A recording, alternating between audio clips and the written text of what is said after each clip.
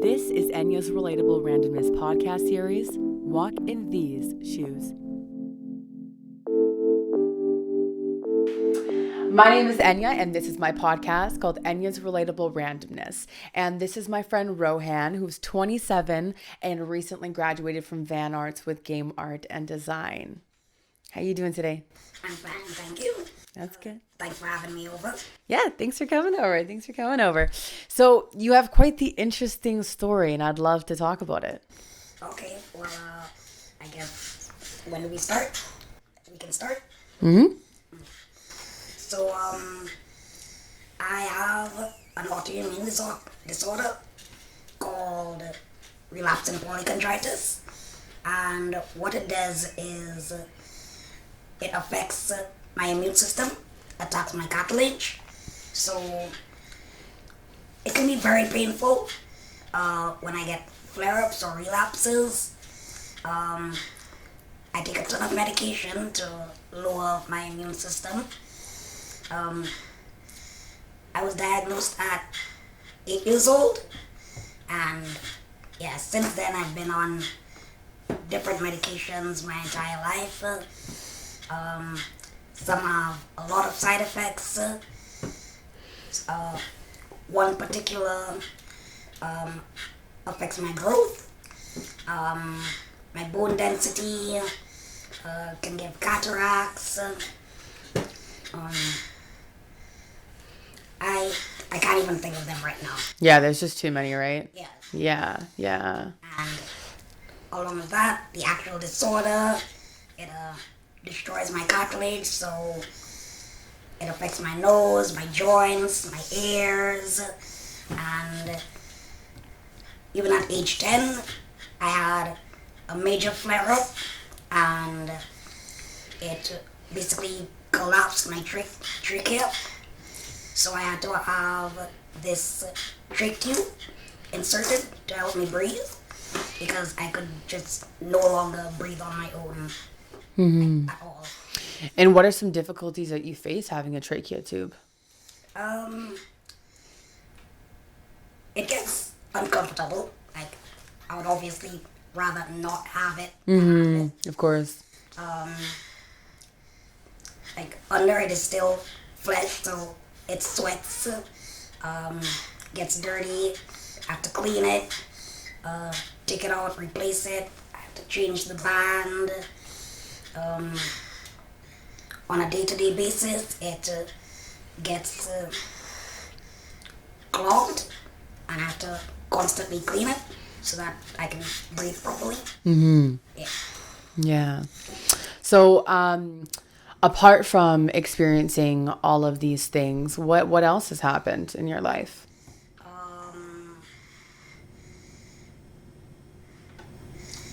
Let's see. So, throughout high school, I guess I don't have the most normal high school experience because I was way smaller than everyone else. I had this trach tube, took tons of medication, so I didn't have a bad high school experience, but it wasn't the norm. But after high school, things started like looking up for me. I was more positive, etc. in college. However, halfway through my associate degree, my father got really ill, and then he ended up passing away. After that, I guess it was just the saddest time in my life. I gave up on a lot of things. I stopped studying, stopped attending classes, stopped doing my homework. I just didn't care about college anymore. I was actually doing pretty well until then, and after that happened, I pretty much flunked college. I didn't even attend some of my final exams, so I obviously didn't pass them. At that point in time, I was just super depressed. after college, I started drinking, going out to clubs, probably way more than I should have, way more drinking than I should have. Um, And do you feel like you're out of that state now that you were in back then? definitely out of that. Yeah, that's good. Good. Yeah, eventually I pulled myself together. I even formed a counselor, and she helped me through some stuff and helped me organize my thoughts. Yeah, so Yeah. that helped. So during those times, did you have any other difficulties through life? Did you have did you have a lot of surgeries? Oh, yeah. Yeah.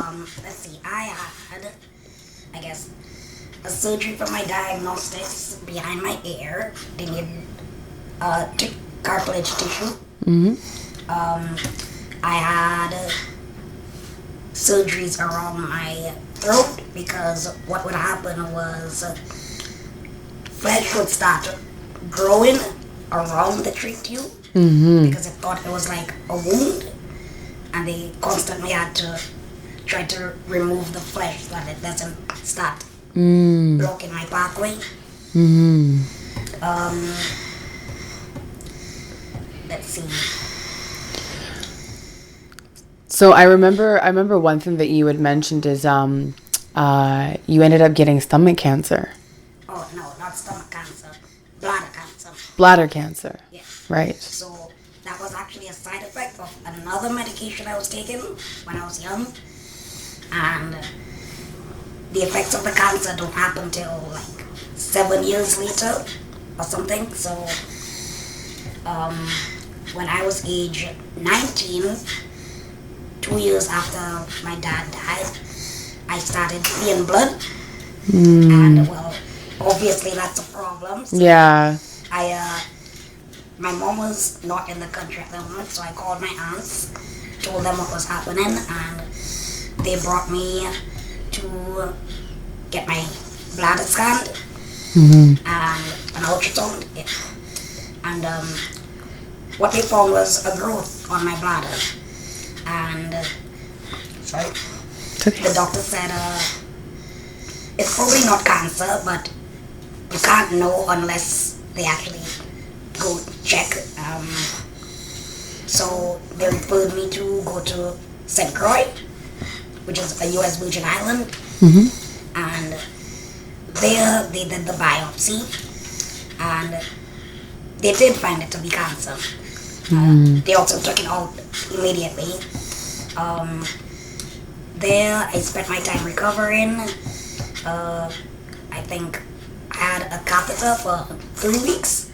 Not the most enjoyable experience. I've never had one before, but I can't imagine. You don't want one. No. It's not terrible, but Yeah. It's hard. Yeah. It's hard. Yeah. So you were born and raised in Dominica, yeah. right? How was that? Very nice actually. Well, the Caribbean on an island, you always have the beach. Whenever you hang out with friends, it's usually some event at the beach or the river or something. Things are a bit more free and open there. Like you can hop at the back of a pickup truck and drive to wherever. Yeah. Not here. It's Yeah. not the same. Yeah. Seatbelts aren't much of a thing. Yeah. So it's there's always fish available. Nice. Yeah. Yeah. So the weather's usually pretty good? Yeah. It actually depends on the island. In Dominica, we're a volcanic island, and we rain 2 out of 3 days a week. And you're also prone to hurricanes, right? Yes. Okay. Have you ever been through a hurricane? Yes, I have actually. Really? Yes. Wow. Tell me about that. So in 2017, when I was 24 years old, Hurricane Maria struck Dominica as a Category 5 hurricane, and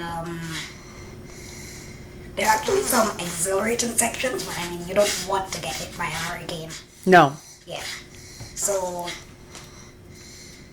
one funny thing is, my house didn't get flooded because we live up in the mountains. But what happened was, my mother's bedroom lost the doors, so there was so much rain, water was coming in through her bedroom upstairs and coming downstairs. Crazy. So downstairs, rain wasn't coming in, but rain was coming in from upstairs and leading all the way to my room downstairs. Wow. Yeah. That's a lot. You know? That's a lot. And my brother and I, we tried to save my mother's room as much as we could. However, so my brother was trying to keep the doors from flying upward or inward.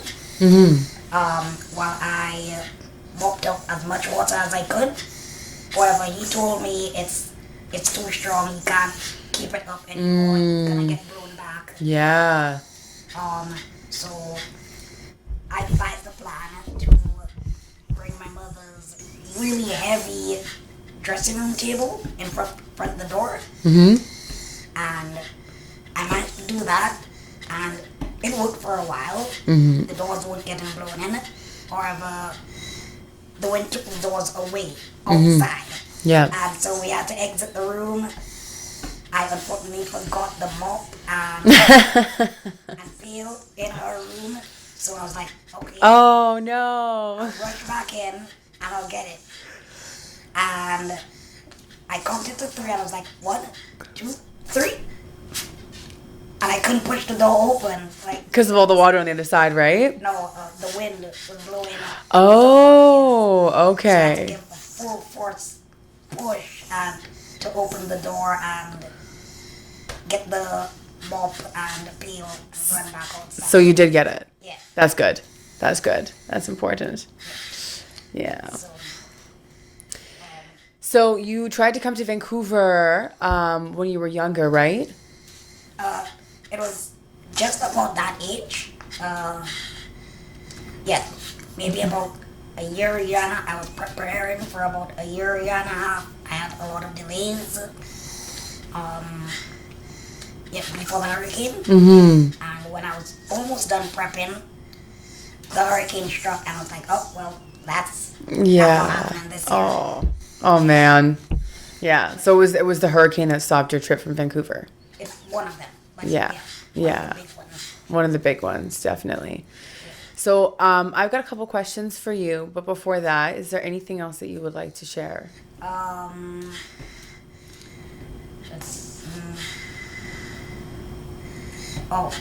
Actually, a major event when I had the cancer after they took it out.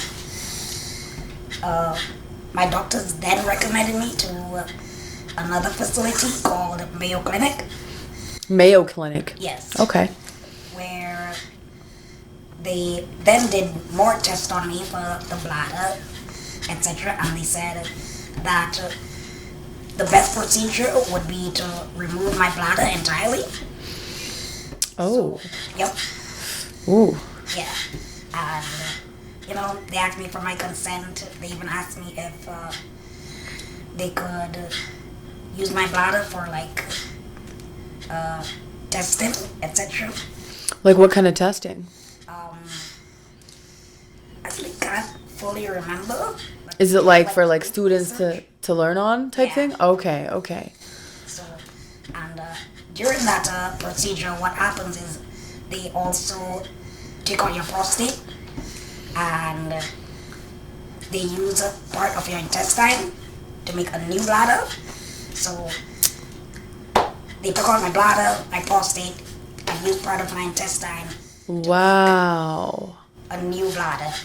And yeah, apparently it was an 11-hour long surgery. Wow, yeah. And the recovery process was not the most pleasant thing in the world.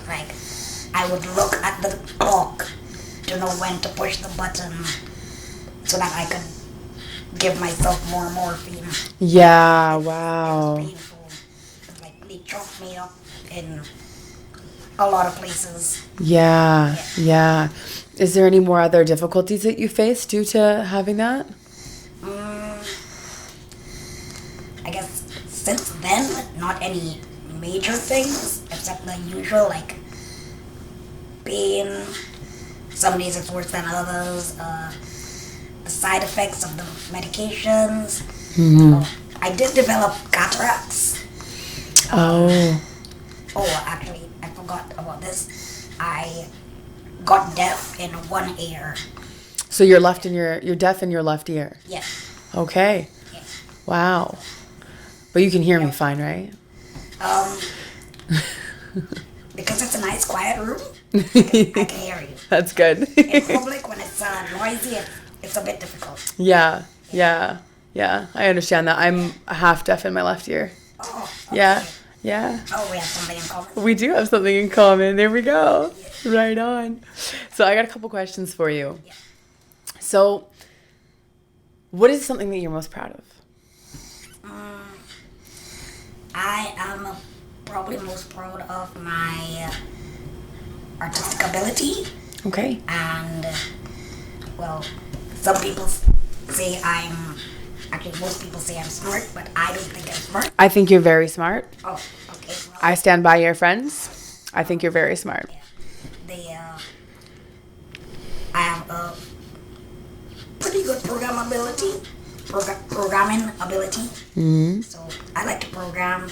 Yeah, I would say I'm most proud of those two things: my programming and my artistic ability.